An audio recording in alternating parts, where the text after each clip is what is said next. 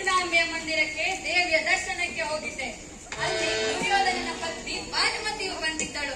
ಅವಳು ನನ್ನನ್ನು ನೋಡಿ ನಕ್ಕು, ನಿನ್ನ ಪತಿಗಳು ವಾಸಕ್ಕಾಗಿ 5 ಗ್ರಾಮಗಳನ್ನು ಬೇಡಲು ಆ ಸ್ಥಾನಕ್ಕೆ ದೂತನನ್ನು ಕಳುಹಿಸಿದ್ದರು.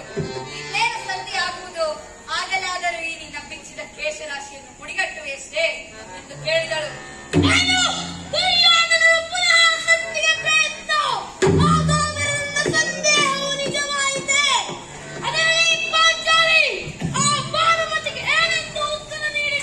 ಪ್ರಶ್ನೆಗೆ ಸರಿಯಾದ ಉತ್ತರವನ್ನೇ ಕೊಟ್ಟೆ.